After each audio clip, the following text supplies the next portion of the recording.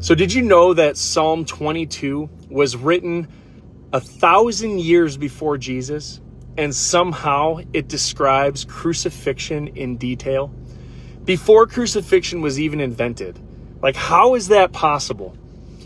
This was written by King David, all right? A shepherd turned king who had never seen a crucifixion, never heard of Romans, and yet he writes stuff that lines up perfectly with what happened to Jesus on the cross. And it's not vague writings.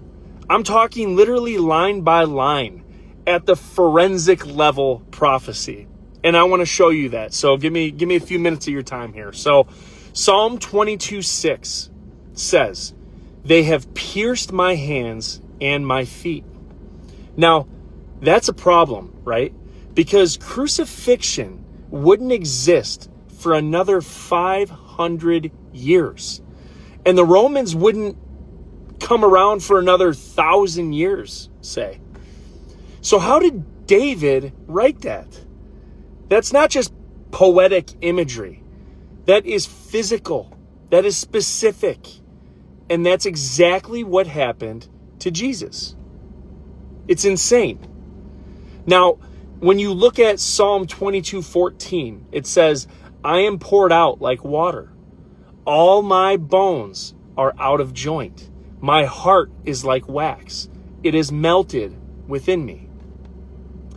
When someone is crucified, the weight of their body dislocates their shoulders and elbows.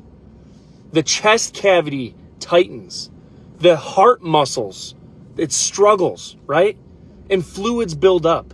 That's why when the Roman shoulder pierced Jesus' side, blood and water came out, just like David said. Tell me how a shepherd knew the medical breakdown of a Roman execution 1,000 years before it even existed. It's insane. Now look at this, right? So Psalm 22, 7-8 says, "All who see me mock me. They hurl insults, shaking their heads. He trusts in the Lord. They say, let the Lord rescue him."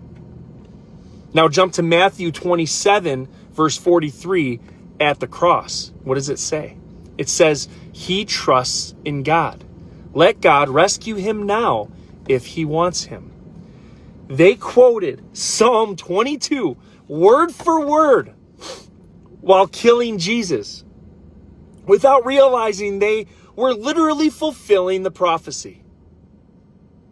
That's not a coincidence. That's a script. That's prophecy. That's truth. Psalm 22:18 says, "They divide my garments among them and cast lots for my clothing." Now look at John 19:23-24. They said, "Let's not tear it. Let's cast lots to see who gets it." That's Roman soldiers gambling for Jesus' robe, exactly like David said. And again, David's writing is 1,000 years earlier. That means either Jesus orchestrated his own execution to match this ancient poetry, or this book is supernatural. That's two options, the only two options. Now here's the crazy part. Psalm 22 opens with this line, my God, why have you forsaken me?" That's the exact phrase Jesus cried out on the cross. All you got to do is move to Matthew 27:46. Most people think that he was just in pain, right? But back then, if you wanted to reference a psalm, you didn't say Psalm 22. You quoted the first line.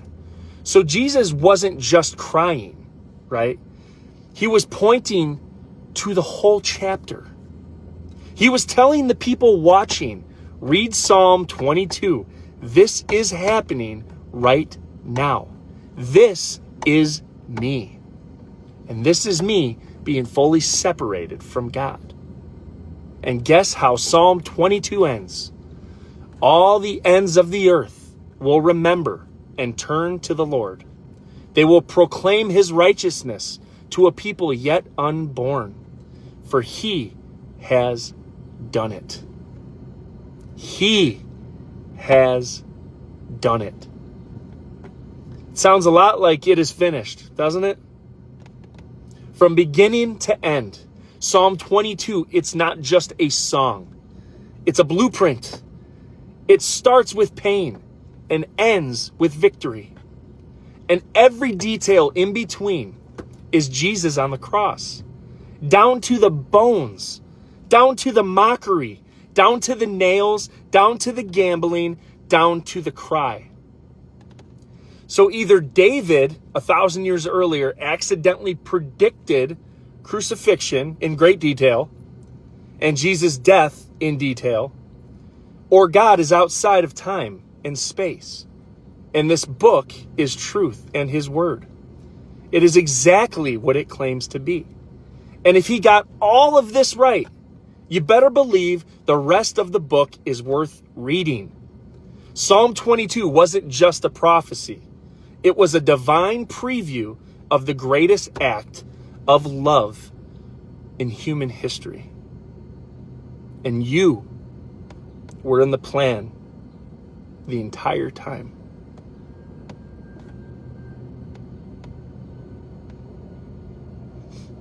What a God we serve.